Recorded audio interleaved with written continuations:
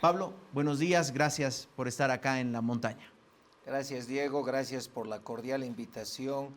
Bueno, siempre para nosotros es una oportunidad de poder comentarle al país cuál es la actual coyuntura, qué estamos haciendo por mejorar las condiciones para el desarrollo industrial. Arranquemos por una evaluación de cómo está el país.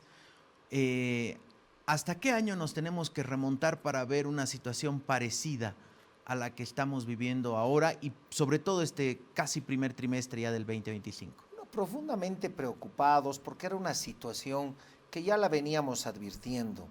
Eh, Nos preocupa que hoy estemos enfrentando una crisis de gemelos, porque empezó con una crisis económica que también la reconoció el presidente. Es más, el presidente habló de que el modelo debería adecuarse, complementarse, y hoy todavía estamos esperando ese tipo de medidas para poder complementar. Nosotros estamos convencidos que sí debe haber una amplia y activa participación del sector privado. Hablaba de una crisis de gemelos porque se suma, y es algo crítico, el tema de la falta de diésel, la falta de gasolina.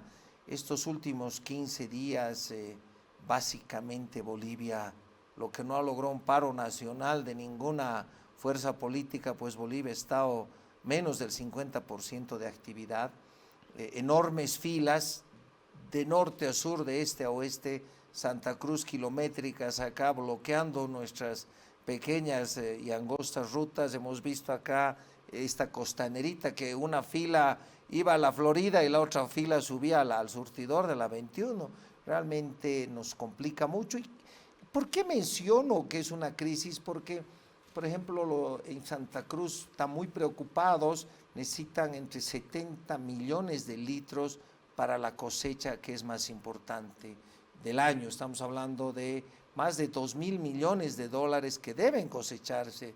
Ya en el Beni los arroceros pequeños y medianos han perdido casi el 30% de su cosecha, porque una vez que el grano está listo cae y del piso de la tierra ya no se puede levantar el arroz. Entonces es un daño irreversible, y si no se cosecha, se pierde, y si se pierde no hay recursos para la próxima siembra, o de repente muchos de ellos deben a la banca, etcétera. Entonces se va volviendo un círculo vicioso. Nos preocupa también que si no hay ese combustible, pues no vas a poder exportar, y si no exportas no hay divisas. Entonces se está volviendo un círculo vicioso muy peligroso para todos. Ninguno de nosotros quiere llegar a este momento.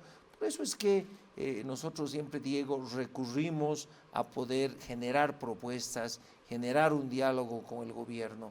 Esta crisis de combustible creo que es la primera vez que pasa en nuestro país. Ni en la época de la hiperinflación hemos tenido una crisis de combustible. Creo que en algún momento también alguien decía, se ha descuidado la nacionalización, Diego. ¿No será más bien que ha sido un error nacionalizar? Cuando hace años Bolivia era una potencia hidrocarburífera, se decía que estábamos sobre un mar de gas, y hoy no tenemos ni gas, hemos visto filas en el Alto. Entonces creo que es un momento de reflexión y de propuestas. Para eso la Cámara permanentemente va mandando mensajes, propuestas al gobierno, y una de ellas ha sido pues la de llamar a una cumbre ampliada, y creo que el gobierno hizo eco, aunque ¿Pero no, los invitó? pero no nos invitaron, así que por lo menos 3/4 partes están allá, menos el empresariado. ¿Por qué cree que existe esta, diríamos, esta supuesta, no sé si es rechazo a reunirse con el empresariado? Es algo que han reclamado desde que arrancó el gobierno del presidente Arce, los diferentes grupos empresariales que pedían y solicitaban reuniones con el presidente y nunca tuvieron una invitación o una respuesta. ¿Por qué? Diego, hemos logrado reunirnos con el presidente Arce después de 1 año y medio, 2 creo, de gestión gubernamental. Y aquí hay que reconocer quien abrió la puerta, quien tuvo esa visión, fue el ministro Marcelo Montenegro. Fue el primer ministro con el que nos reunimos. Tuvimos una reunión previa, tiempo antes, con un viceministro, y es verdad, es anecdótico, nunca me voy a cansar de contarlo, no quería ni una fotografía con nosotros. Llegamos con Montenegro, ellos fueron los primeros en sacar la fotografía en las redes, nosotros ni nos animamos a pedir la foto, porque si un viceministro nos la negó, pues un ministro podía sentirse ofendido. ¿Qué viceministro era?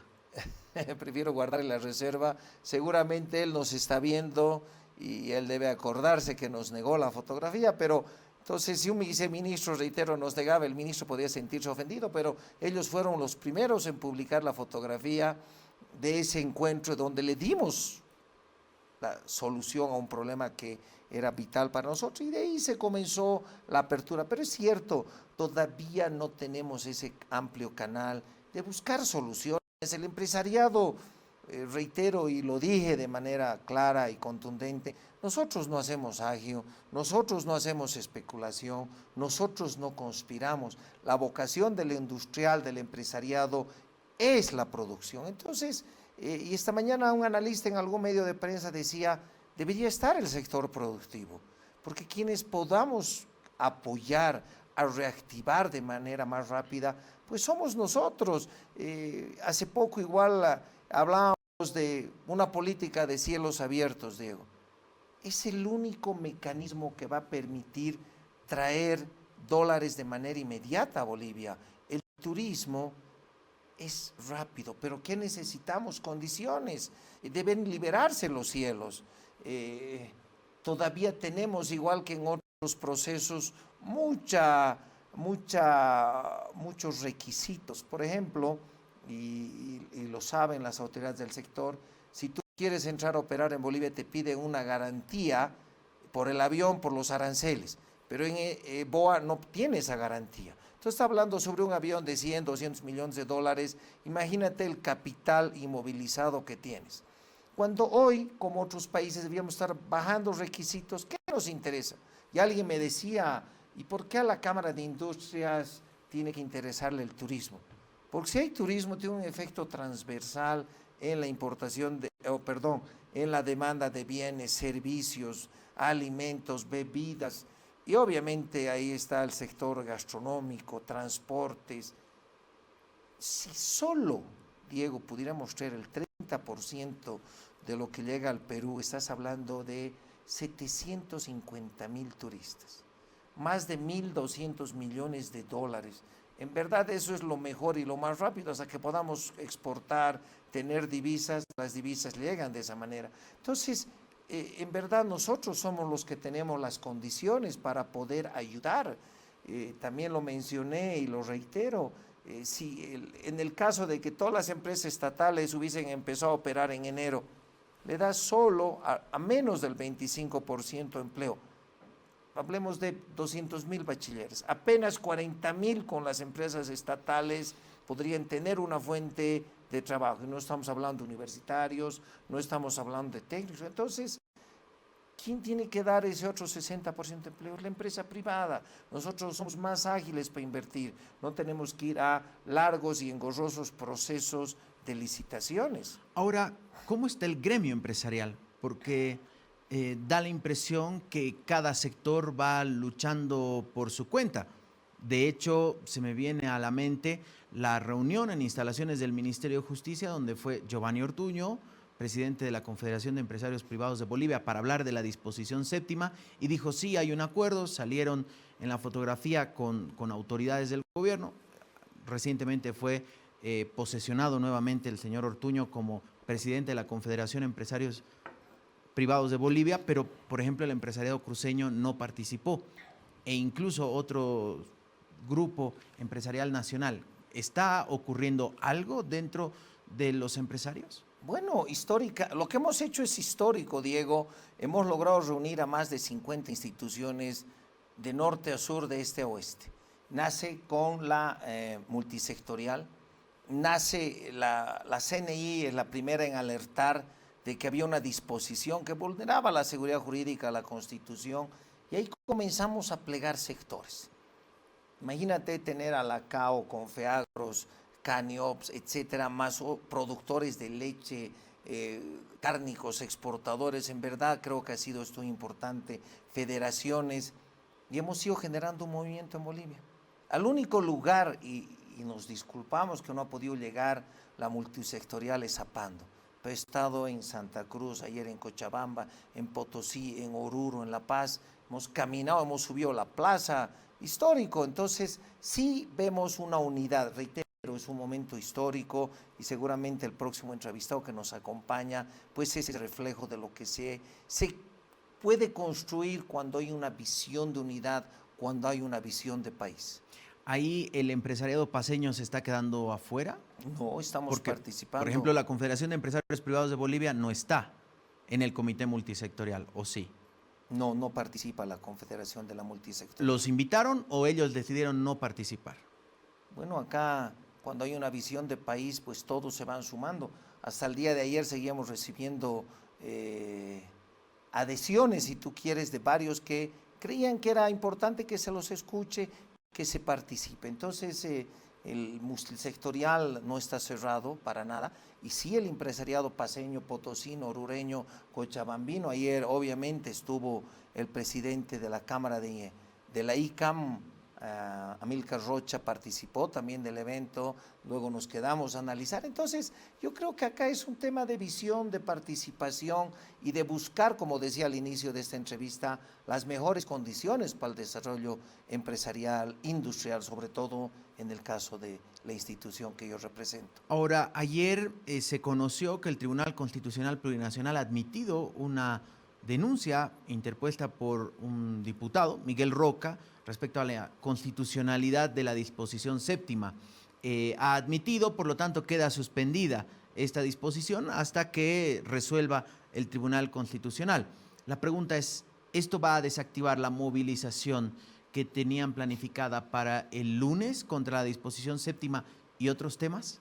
No, yo creo que ha sido un gran paso. El tribunal tiene tiempos para resolver, pero no nos olvidemos también que esta norma tiene una fecha de final, si tú quieres, que es el 31 de diciembre. Y normalmente este tipo de procesos demandan más de un año. Entonces nos da la certidumbre que habíamos venido reclamando. El comité multisectorial, reitero, es un tema político. Quisieron buscarnos un tema político, quisieron fracturar el movimiento, pero hay muchos temas que son de interés y preocupación común.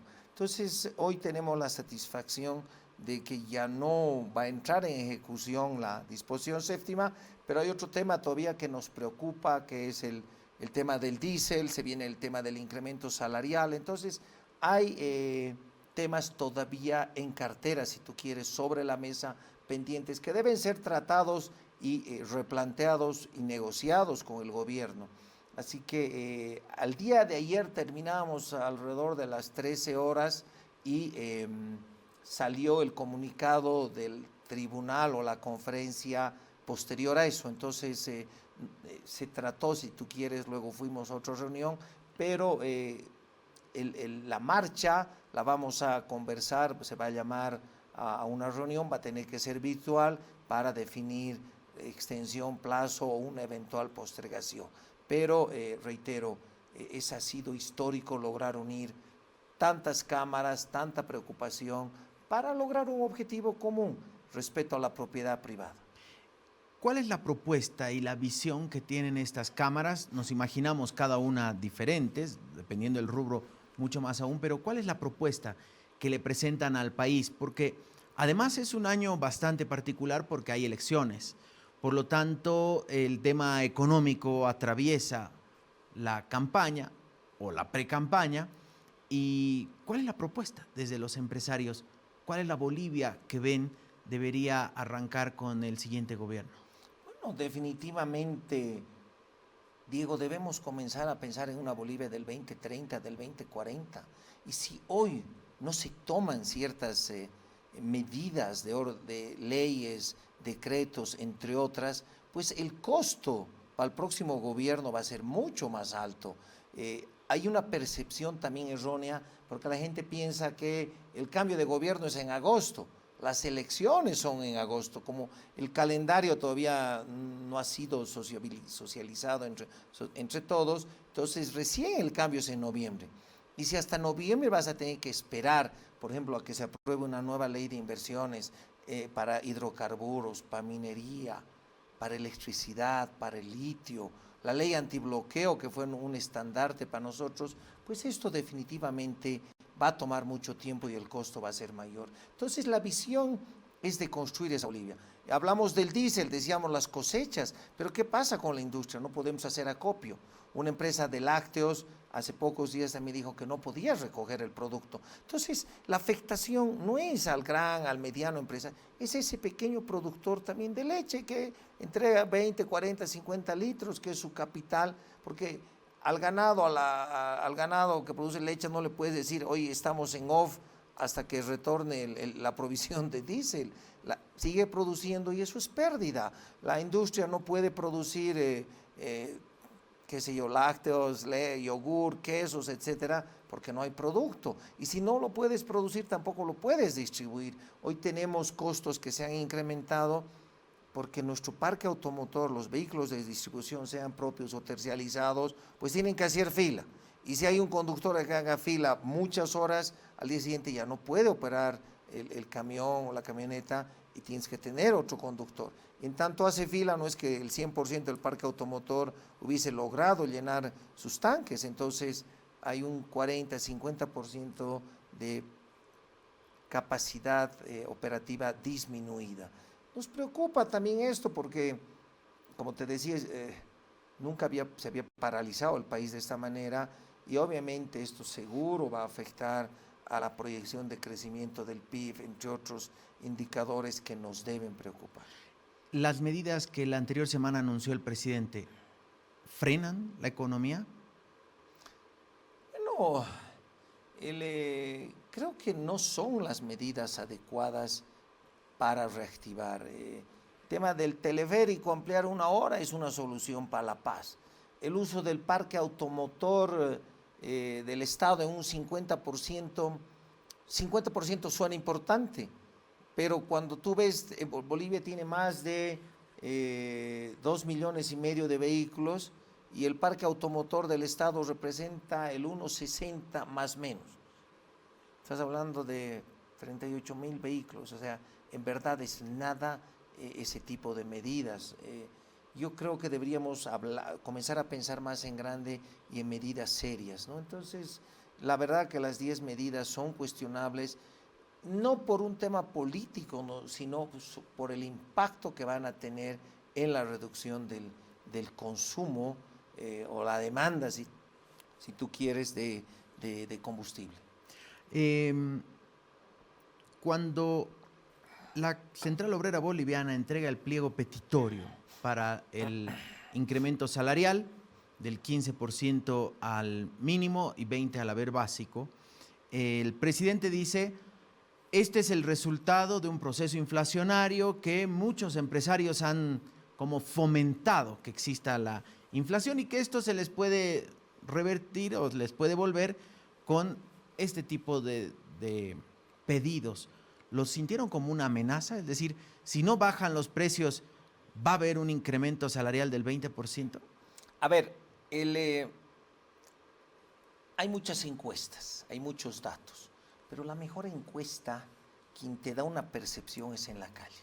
Cuando tú hablas con el taxista, cuando tú hablas con la caserita, cuando tú hablas obviamente con empresarios y demás, todos están preocupados de que el incremento salarial pueda ser más que una solución o un paliativo, un efecto catalizador o que dispare una mayor inflación.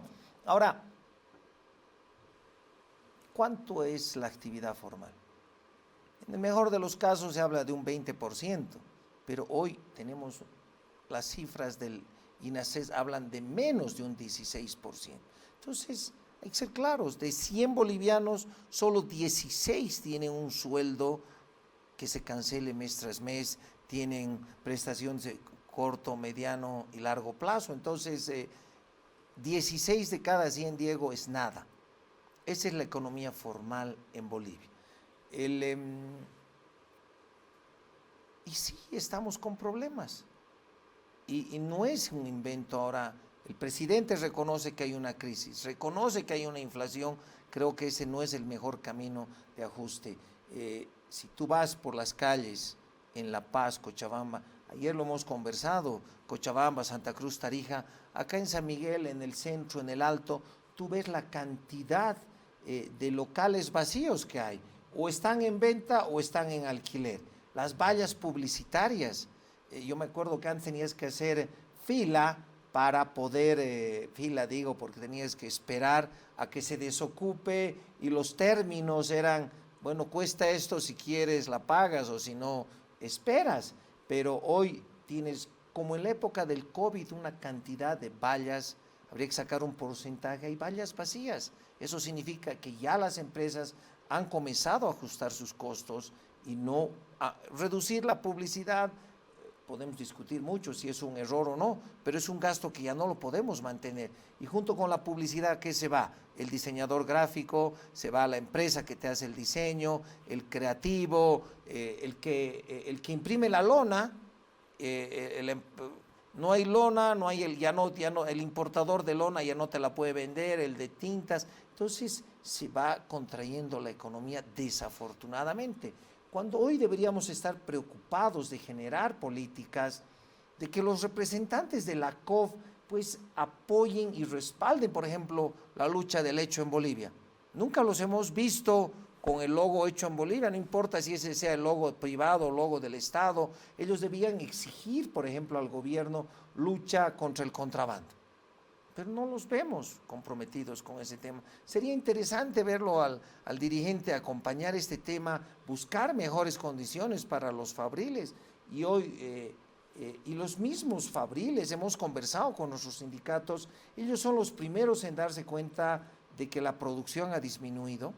Tú ves, Diego, campañas de descuentos. No es porque estemos entrando en otra dinámica. Nuestras empresas, muchas han tenido que salir a bajar el producto, primero para tener liquidez, porque no te olvides que los primeros días del mes tenemos que pagar sueldos. Hay una fecha con impuestos, de acuerdo a la terminación del NID, para pagar los impuestos. Entonces, estamos en una dinámica complicada y hoy lo que deberíamos es buscar certidumbre y lograr, reitero, formalizar la economía y más bien mantener ese empleo que hoy es formal y no buscar asfixiar aún más a las industrias.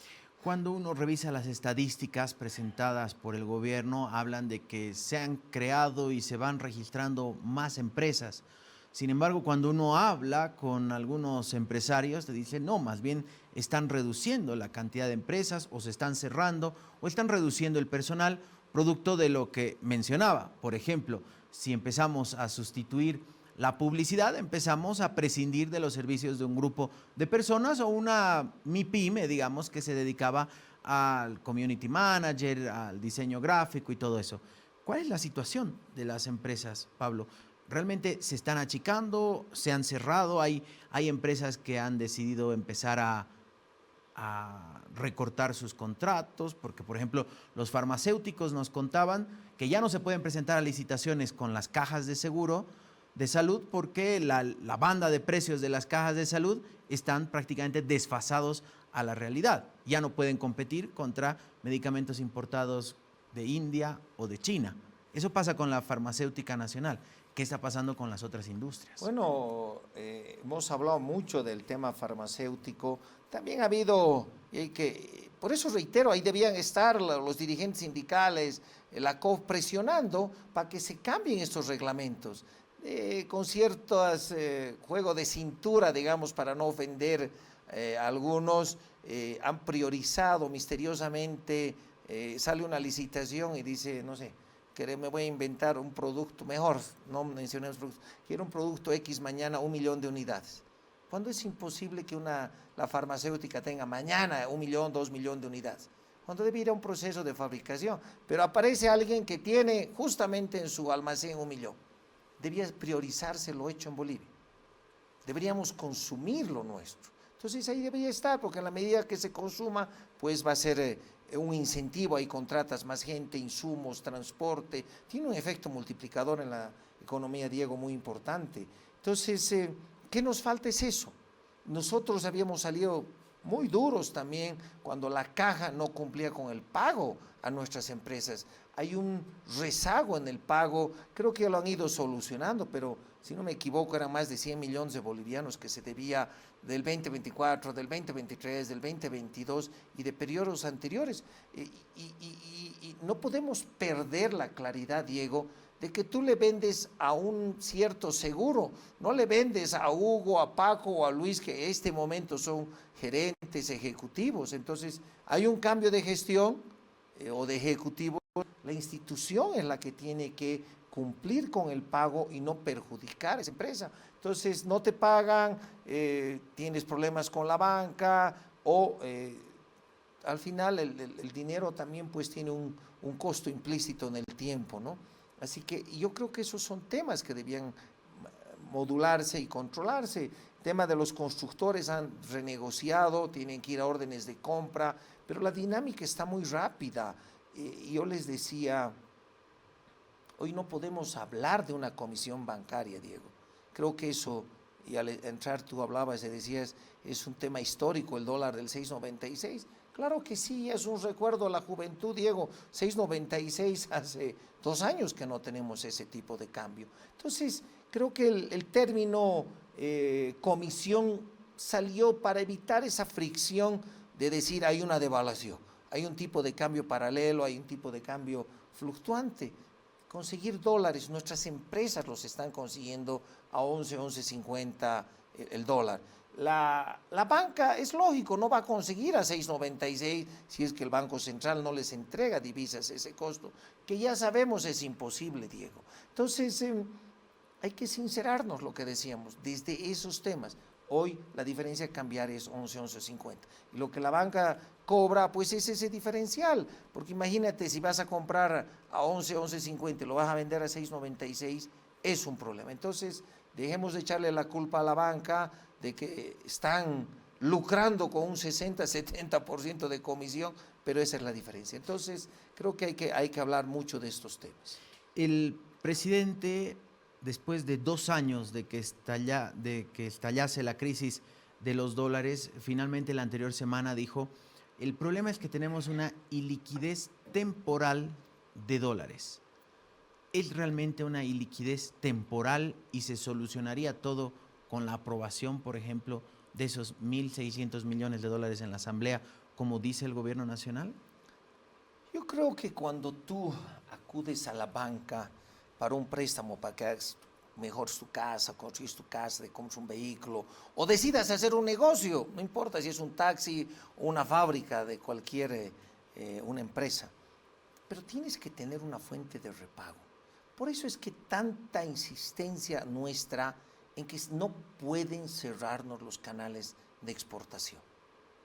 Porque no es que se deje de exportar minutos, horas, segundos. Lo claro es que la imagen internacional, Diego, si yo te digo ya no te voy a vender, si yo te digo, Diego, no voy a ir a tus entrevistas por una razón X o porque la cámara me prohibió que venga la razón, pues te vas a conseguir otro entrevistado, Diego, es así de claro, y vas a buscar otro empresario que sí quiera comentar, entonces dejan de invitarme a la razón.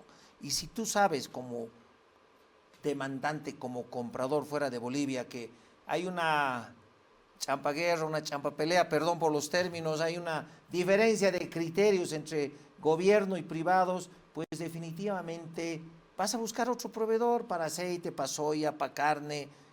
No nos olvidemos que por los bloqueos se ha perdido producto, como por ejemplo flores, banano, piña, que ya no han podido salir y se han descompuesto en el camino. Así también de ese pequeño productor, su camionetita que perdió sus verduras, etcétera. Entonces, creo que eso nos hace daño y debemos buscar otro mecanismo que no sea el veto. Ahora, también es claro que la economía no se va a regular con amenazas y con decretos, ¿no? El presidente ha indicado que el diésel vale 11.50. que se va a vender a ese precio. Eso es 309% de variación. ¿Va a ser posible sostener eso? Yo me acuerdo ya en este margen de negociación que teníamos, estuvimos con el gobierno con 4 viceministros. Un día le decía a uno no, en esa reunión les decía... Entre ellos el que no quería la foto. Entre ellos el que no quería la foto. Entonces les decía, a ver, incremento salarial el 2024, 5.85. Para nosotros, por antigüedad, horas extras, etcétera, etcétera, eso representa, cada punto es básicamente 1,5. Entonces, si hablábamos el año pasado de 5.85, hemos terminado pagando 9%. Entonces, ya es fuerte. Y les decía, partimos un incremento salarial del 9%. La utilidad de las empresas está en 5, 10, 15%, dependiendo del rubro, del producto. Muchas veces se tiene que compensar. Pero si a eso le sumas, y en esa época, imagínate cómo ha cambiado. La comisión era 43% de la banca, más un 9% era 52%. Entonces recién estaban entendiendo que era un incremento del 52% en nuestros costos. Las empresas difícilmente, seamos claros, estamos hablando de sincerarnos, es imposible que podamos absorber un 52%. Tienes que transferir eso al consumidor final. Entonces, por eso se va explicando la variación. Y es más, esto nunca lo dije de manera pública, y le dije a los 4 viceministros, y aquí tengo un banco que cobra 43%. Y uno de ellos saltó, me dijo, no, Pablo, yo esto hablo con el ministro Montenegro y hablo con ASFI. ¿Qué banco es? Banco Unión. Era un banco de la casa, le digo, es un banco de la familia, pero también, reitero, y no es por una mala política del Banco Unión o de los otros bancos, y perdón por dar el nombre, pero es el costo que también tiene el Banco Unión para volver a comprar las divisas. Es lógico, porque si no, irías perdiendo en cada operación bancaria. Entonces, era una muestra que no era con mala intención o nada, pero era para mostrarles que hay una diferencia cambiaria, primero para la banca y segundo que para nosotros hay un incremento en los costos. Entonces, creo que hay que tratarlo, hay que hablar del tema, y qué mejor entre las partes que saben generar producción, que pueden invertir de manera más rápida. Pablo, queremos agradecerle este tiempo con nosotros. Tenía que conectarse Klaus Fredking, presidente de la Cámara Agropecuaria del Oriente. Nos informó que tuvo un imprevisto, así que vamos a reprogramar la entrevista porque es importante, nosotros como medio, escuchar también las voces de los empresarios, no solamente los que pueden gentilmente llegar hasta la montaña, sino los que también están más allá del Departamento de La Paz. Gracias, Pablo. Diego, gracias. Y antes de irme, porque estaba esperando la presencia de Klaus, que es fruto de esta interacción entre todos, de este nuevo entender y de coordinación. Y acá yo quiero ser claro, agradecer también porque ha habido esa visión en estos empresarios de que Bolivia necesita unidad. ¿Y quién fue uno de los precursores e impulsores de esta unidad? Pues José Luis Fará, el past president de la CAO, a quien quiero hacerle llegar mi mayor reconocimiento, porque a todos ellos los he conocido en el camino, pero ha habido esa visión, y mi reconocimiento para José Luis Fará, para Klaus, que también lo he conocido en estos avatares dando vuelta a Bolivia, así que hubiese sido importante charlar con Klaus. Ellos tenían una conferencia correcto para de alguna manera destacar el logro de la disposición. Así que muchísimas gracias, Diego, siempre es un placer conversar acá, analizar temas por una mejor Bolivia. Sin lugar a dudas, y cuando sea la ronda con Klaus, lo volvemos a invitar. Aquí estaremos. Gracias. Gracias, Diego.